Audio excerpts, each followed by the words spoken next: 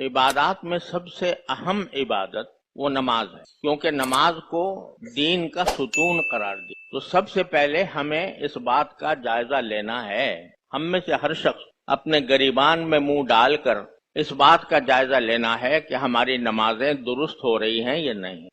الحمدللہ ایک باری تعداد مسلمانوں کی نماز پڑھتی ہے، لیکن اس نماز کو کس طرح پڑھنا چاہیے اور اس کے کیا آداب ہیں، اس سے ہم بکثرت غافل رہتے۔ جیسا کہ میں نے پہلے بھی عرض کیا تھا کہ قرآن میں کہیں یہ حکم نہیں آیا کہ نماز پڑھو، بلکہ ہر جگہ حکم ہے اقیم الصلاۃ، نماز قائم کرو۔ نماز قائم کرنے کے معنی یہ ہے کہ سب سے پہلی بات تو یہ ہے کہ جو مرد ہیں وہ جماعت کے ساتھ مسجد میں نماز ادا کریں۔ اگر کوئی شخص تنہا گھر میں پڑھ رہا ہے تو وہ نماز تو پڑھ رہا ہے، نماز قائم نہیں کر رہا، جس کا حکم دیا قرآن نے۔ گھر میں نماز پڑھ لینے سے نماز سر سے تو اتر جاتی ہے، لیکن وہ ناقص ہے، ادائے قاصر ہے۔ لہذا ایک نماز قائم کرنے کا سب سے پہلا تقاضا تو اس نماز کو جماعت کے ساتھ مسجد میں ادا کرنا۔ کبھی کوئی شخص اگر اپنے گھر ہی میں جماعت کر لے، مسجد نہ آئے، تو یہ بھی معمول بنانے کی چیز نہیں ہے کہ مستقل معمول یہ بنا لے کہ مسجد میں جانے کے بجائے وہ اپنے گھر میں جماعت کر لے اپنے گھر والوں کے ساتھ۔ لیکن اگر کسی وقت مسجد کی جماعت چھوٹ گئی کسی عذر کی وجہ سے، عین وقت پر آدمی چاہتا تھا کہ میں مسجد جاؤں لیکن کوئی رکاوٹ پیش آ گئی، وضو کسی وجہ سے ٹوٹ گیا اور وضو کرنے میں دیر لگ گئی اور اس کی وجہ سے وہ نماز میں نہیں پہنچ سکا، تو اگر ایک رکعت بھی ملنے کی توقع ہو کہ میں ایک رکعت بھی پالوں گا، تب بھی اس کو گھر میں نماز پڑھنے کے بجائے مسجد ہی میں آنا چاہیے۔ اور گھر میں جماعت کرنا اسی وقت بہتر ہے اور قابل قبول ہے جبکہ مسجد کی جماعت کسی وجہ سے آدمی نہ پڑھ سکا ہو، کوئی عذر لاحق ہو گیا۔ اگر گھر میں جماعت کرے گا، اس میں یہ بھی آپ کو مسئلہ بتا دوں کہ اگر کسی وقت گھر میں جماعت کرنے کے لیے کوئی مرد موجود نہیں ہے لیکن اپنی محرم عورت ہے، اپنی بیوی ہے، یا اپنی کوئی محرم عورت ہے جیسے والدہ ہیں، کوئی بہن ہے، تو اس کے ساتھ بھی جماعت ہو سکتی ہے۔ لیکن اس کا طریقہ یہ ہے کہ عام طور سے اگر دو آدمی نماز پڑھتے ہیں تو اس کا آپ حضرات جانتے ہوں گے کہ امام کھڑا ہوتا ہے اور مقتدی جو ہے، ایک اگر مقتدی ہے تو اس کے برابر میں کھڑا ہوتا ہے، تھوڑا سا ایک اتنا پیچھے ہو جائے کہ ایڑیاں آگے نکلنے کی ضرورت نہ پیش آئے، برابر بھی کھڑا ہو جائے گا تو ہو جائے گی۔ لیکن اگر مقتدی عورت ہے تو اس صورت میں وہ عورت برابر میں نہیں کھڑی ہوگی بلکہ اس کو پیچھے ہی کھڑا ہونا ہوگا، چاہے وہ تنہا ہی ہو، اکیلی ہو، تب بھی پیچھے ہی کھڑا ہونا۔ تو یہ ایک عذر کی حالت میں جبکہ انسان کسی وجہ سے مسجد میں نہ جا سکا ہو تو اس وقت میں یہ دوسرا یہ جائز ہے، اس طرح عذر کی حالت میں۔ لیکن اس کو معمول بنا لینا کہ مستقل طور پر مسجد چھوڑ دی اور گھر میں جماعت کرنی شروع کر دی، یہ معمول بنانے کی چیز نہیں ہے۔ کوشش یہی کرنی چاہیے کہ مسجد، کیونکہ دو فضیلتیں الگ الگ ہیں، ایک فضیلت ہے جماعت کی اور ایک فضیلت ہے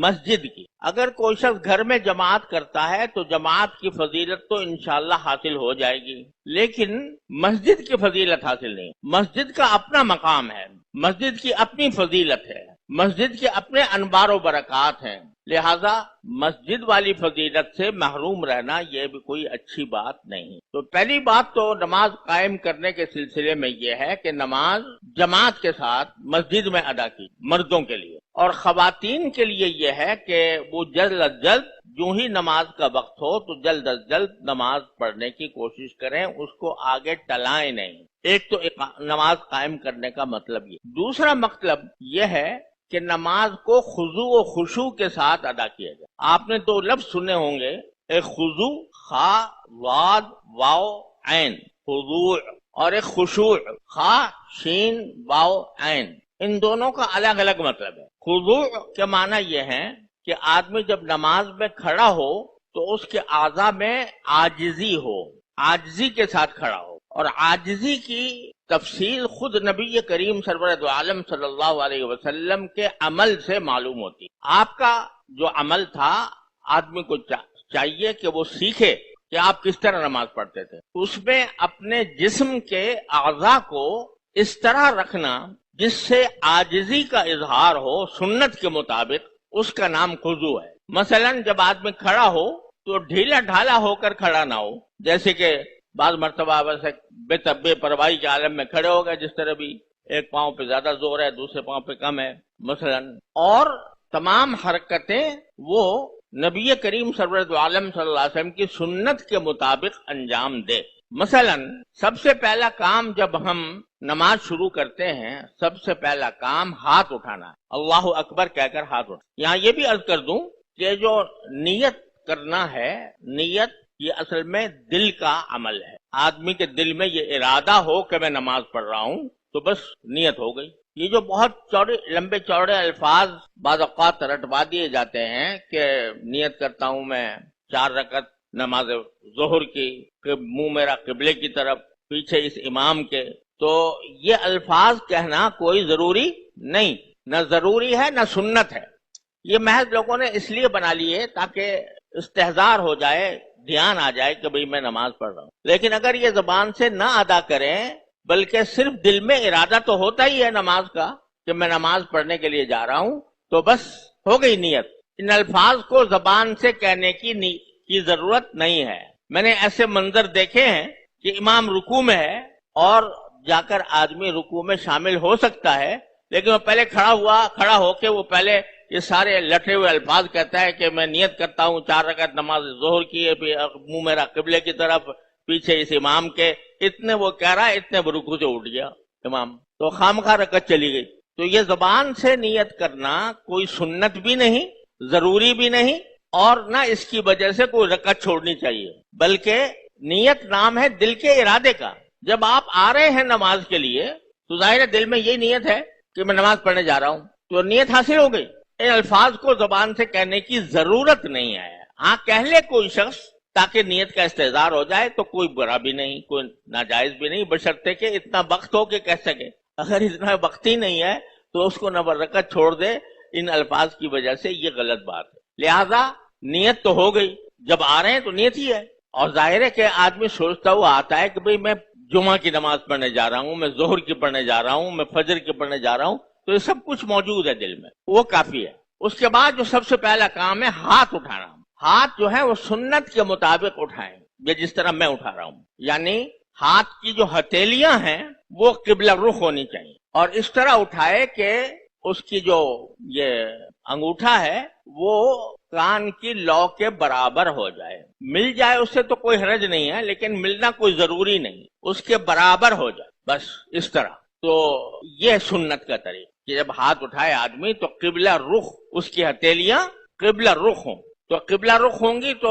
ہاتھ اٹھانا درست ہو گیا سنت کے مطابق. اب اس میں لوگ مختلف طریقے اختیار کرتے ہیں. کوئی اس طرح اٹھا لیتا ہے، ایسے ہاتھوں کو ایسے کر کے اٹھا لیا اس نے،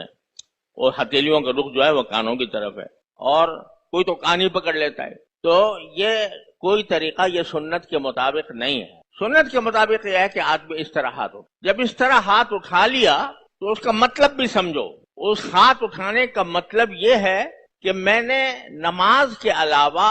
ہر دوسری چیز سے میں نے ہاتھ اٹھا لیے ہیں. یعنی اب میں کسی اور کام میں مشغول نہیں ہوں گا سوائے نماز کے. دستبردار ہو گیا، اردو میں یہ لفظ بھی استعمال ہوتا ہے، دستبردار. کسی چیز سے دستبردار ہو گیا، یعنی اس کی ذمہ داری اس نے اپنے ہٹا لی. تو ہاتھ اٹھانے کا معنی ہے دستبردار ہو جانا،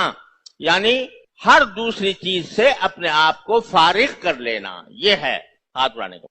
اور اسی کے ساتھ کہا کہ اللہ اکبر. تو اللہ اکبر کہنے کا مقصد یہ ہے کہ بھئی چونکہ باری تعالیٰ کی ذات وہ ساری کائنات میں سب سے بڑی ذات ہے، لہذا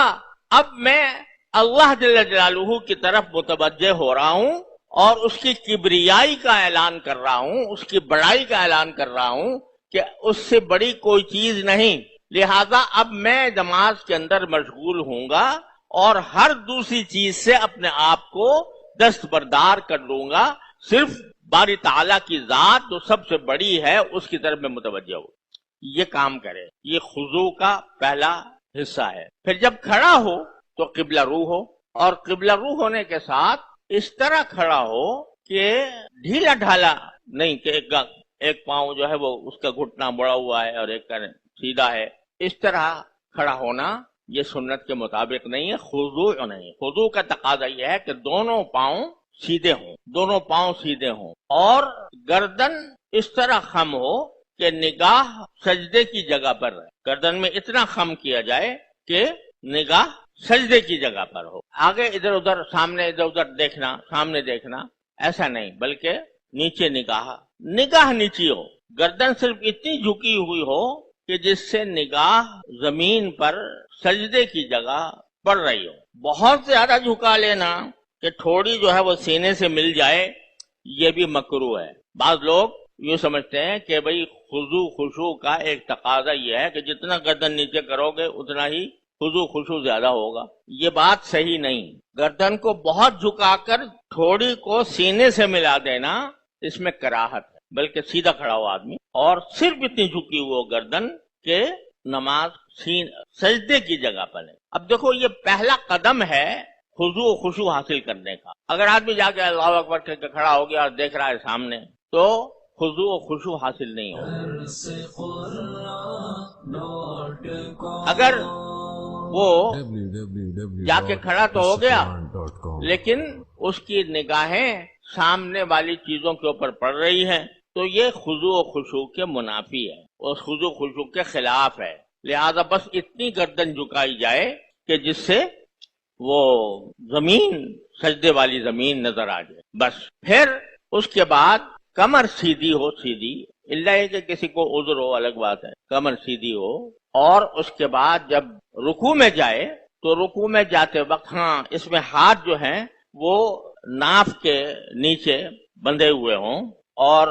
ایک ہاتھ سے دوسرا ہاتھ پکڑا ہوا۔ بعض لوگ ایسے کھڑے ہو جاتے ہیں، یہ طریقہ عورتوں کا ہے، مردوں کا نہیں کہ ہاتھ پہ ہاتھ رکھ دیا اس طرح، بلکہ ہاتھ کو اس طرح پکڑ کر 3 انگلیاں کونی کے اوپر جائیں اور انگوٹھے اور چھوٹی انگلی سے دائرہ بنا کر اس کو پکڑ لیں، اس طرح کھڑے ہوں، ایک دوسرے کے ایسے ہاتھ رکھ کے کھڑے ہو گئے تو یہ سنت کے مطابق نہ ہوا، خضوع بھی نہ ہوا۔ جب رکوع میں جائیں تو رکوع کے اندر پوری طرح جھک جائیں، صرف تھوڑا جھکنا کافی نہیں بلکہ اس طرح جھک جائیں کہ کمر سیدھی ہو جائے، کمر سیدھی ہو جائے۔ معمولی سا خم اگر کسی آدمی کی جسمانی اندازی ایسا ہے کہ معمولی خم رہتا ہے وہ معاف ہے، لیکن سیدھا ہونا چاہیے، اور اس کی رسول کریم صلی اللہ علیہ وسلم نے صریح الفاظ میں تلقین فرمائی کہ پورا رکوع جو ہے وہ پوری طرح کمر کو جھکنے کے بعد سیدھا کر لے، صرف تھوڑا سا جھکا دینا یہ کافی نہیں ہے، بلکہ اگر صرف تھوڑا سا جھکایا تو بعض صورتوں میں نماز بھی نہیں ہوگی، بلکہ پورا جھکائے اور کمر سیدھی ہو جائے، اور اس میں پھر سبحان ربی العظیم، سبحان ربی العظیم، سبحان ربی العظیم 3 مرتبہ یا 5 مرتبہ یا 7 مرتبہ جتنا توفیق ہو وہ کہے۔ اس وقت تک رکوع سے نہ اٹھے جب تک کہ کمر سیدھی نہ ہو گئی ہو، اور پھر جب کھڑا ہوگا سمع اللہ لمن حمدہ کہنے کے لیے تو پھر کمر سیدھی ہو گئی، یہ بھی واجب ہے کہ کمر کو سیدھا کر لے۔ یعنی یہ جو بعض اوقات لوگ جلدی میں نماز پڑھتے ہیں تو تھوڑا سا جھکے، پوری کمر سیدھی نہیں ہوئی اور پھر اٹھا لیا، اور اٹھا کر بھی سیدھے نہیں ہوئے پوری طرح سجدے میں چلے گئے، اس سے بعض اوقات نماز نہیں ہوتی کہ معنی نماز واجب الاعادہ ہوتی ہے، اس کو دہرانا واجب ہو جاتا ہے۔ تو آدمی رکوع کے اندر پورا کمر سیدھی کرے، اور جب کھڑا ہو تو پھر کھڑے ہو کر بالکل سیدھا کھڑا ہو جائے، کمر میں کوئی خم، کمر میں کوئی جھکاؤ باقی نہ رہے۔ اس وقت سمع اللہ لمن حمدہ ربنا لک الحمد کہے، ربنا لک الحمد بھی کہہ سکتے ہیں، ربنا ولک الحمد بھی کہہ سکتے ہیں، اللہم ربنا ولک الحمد بھی کہہ سکتے ہیں، تینوں کلمات ممکن ہیں اور تینوں ثابت ہیں۔ کھڑے ہو گئے تو اتنا کھڑا ہو کہ تھوڑا اطمینان ہو جائے، بلکہ حدیث میں رسول کریم سرورد عالم صلی اللہ علیہ وسلم کا معمول یہ بیان فرمایا گیا ہے کہ آپ رکوع سے جب کھڑے ہوتے تھے تو تقریباً اتنی ہی دیر کھڑے رہتے تھے جتنی دیر آپ نے رکوع میں گزاری، یعنی اگر آپ نے رکوع کے اندر سبحان ربی العظیم 3 مرتبہ پڑھا تو جتنی دیر میں سبحان ربی العظیم 3 مرتبہ پڑھا جاتا ہے اتنی دیر کھڑے رہے، فوراً سجدے میں نہیں جاتے بلکہ تھوڑی دیر کھڑے رہتے، اور اگر 5 مرتبہ پڑھا ہے سبحان ربی العظیم تو تقریباً اتنا ہی 5 مرتبہ کہنے کے بقدر کھڑے رہنا۔ یہ سنت آج کل متروک ہو رہی، یہاں تک کہ ائمہ حضرات بھی اس کا پورا خیال نہیں کرتے کہ جب آدمی کھڑا ہو رکوع سے تو اتنی دیر کھڑا رہنا چاہیے، تقریباً اتنا جتنا وہ رکوع میں جتنا وقت گزرا ہے۔ یہاں تک کہ جب رسول کریم سرور عالم صلی اللہ علیہ وسلم سے منقول ہے کہ اگر رکوع میں آپ نے بہت زیادہ تسبیحات پڑھی، دیر تک رکوع کیا، تو جب کھڑے ہوتے تھے تو اتنی دیر کھڑے ہوتے تھے کہ صحابہ کرام فرماتے تھے کہ بعض اوقات ہمیں خیال ہوتا ہے کہ آپ بھول تو نہیں گئے آگے سجدے میں جانا۔ اتنی دیر کھڑے ہوتے تھے کہ صحابہ کرام فرماتے ہیں کہ ہمیں خیال ہوتا تھا کہ کہیں ایسا تو نہیں ہے کہ آپ سجدے میں جانا بھول گئے ہوں، اتنی دیر کھڑے ہوتے جب تسبیحات زیادہ پڑھی گئی ہیں۔ لہذا آدمی جب کھڑا ہو تو فوراً سجدے میں نہ جائے کھڑے ہو کر، بلکہ اتنی دیر ٹھہرے جتنی دیر وہ رکوع میں رہا یا اس کے لگ بھگ قریب۔ یہ ہے صحیح طریقہ، یہ خضوع ہے سارا۔ اگر اس میں کوئی کمی ہو رہی ہے تو خضوع میں کمی ہو رہی، اور اس کے بعد جب سجدے میں جائے تو سجدے میں جا کر پیشانی ٹکنا بھی ضروری اور ناک کا ٹکنا بھی ضروری، پیشانی بھی ٹیکے ناک بھی، اور وہاں پر بھی اطمینان کے ساتھ سجدہ اس طرح کرے کہ کمر وہ ڈھلان کے ساتھ سیدھی ہو جائے، یعنی مطمئن ہو جائے اطمینان کے ساتھ۔ یہ میں اس لیے کہہ رہا ہوں کہ بسا اوقات ہم لوگ نماز پڑھتے ہیں تو نماز پڑھنے میں رکوع میں گئے، بس ایک اشارہ ہو گیا رکوع کا، کمر سیدھی نہیں ہوئی، اور پھر کھڑے ہوئے تو فوراً کھڑے ہو گئے، اور کھڑے ہو کر بھی پوری طرح اطمینان نہیں ہوا تھا کہ جھٹ سجدے میں چلے گئے، اور بس ایک پیشانی ٹکائی اور پھر فوراً سبحان ربی الاعلیٰ سبحان ربی الاعلیٰ جلدی پڑھ کے وہ ایک دم سے پھر دوسرے مقادمے میں آ گئے۔ سجدے کے بعد سجدے میں ہونا یہ چاہیے کہ یہ ہاتھ کی انگلیاں برابر ہوں، ملی ہوئی ہوں۔ یہ سمجھ لو کہ رکوع کے اندر جب آدمی گھٹنے پر ہاتھ پکڑتا ہے، گھٹنے کو پکڑتا ہے ہاتھ کا، تو اس میں انگلیاں پھیلی ہوئی ہونی ایسے۔ پھر جب سجدے میں جاتا ہے تو انگلیاں ملی ہوئی ہوں اور وہ زمین کے اوپر ٹکی ہوئی ہوں، اور سجدے کے اندر سبحان ربی الاعلیٰ سبحان ربی الاعلیٰ 3 مرتبہ 5 مرتبہ 7 مرتبہ جتنا بھی اللہ تعالیٰ توفیق دے وہ اتنی کہے۔ اس حالت میں کہے کہ اطمینان ہو گیا ہو، سجدے میں جا کر جلد بازی میں سجدہ نہ کرے بلکہ اطمینان ہو گیا۔ چلو 3 مرتبہ ہی کہہ لو، لیکن سجدے کو سجدے کی طرح ادا کرو کہ سجدے بھی، پیشانی بھی، ناک بھی ٹکی ہوئی ہو، اور کمر جو ہے وہ متوازن ہو، اور پاؤں پیچھے کھڑے ہوں اس طرح کہ ان کی انگلیاں موڑ کر قبلہ رخ ہو جائیں، دونوں پاؤں انگلیاں قبلہ رخ ہو۔ اس میں بھی بڑی غلطی ہوتی ہے کہ بس اوقات لوگ جو ہیں وہ ایک پاؤں پہ دوسرا پاؤں رکھ لیتے ہیں، یا بالکل کھڑا کر لیتے ہیں، یا انگلیاں زمین پر ٹکتی ہی نہیں سجدے میں۔ سجدے میں انگلیوں کا زمین پر ٹکنا اور ان کا رخ قبلے کی طرف ہونا یہ سنت ہے، اور اسی سے خضوع حاصل ہوتا ہے۔ اور اگر انگلیاں زمین پر نہیں ٹکیں پورے سجدے میں، اگر ایک مرتبہ بھی پاؤں کی انگلیاں زمین پر نہیں ٹکیں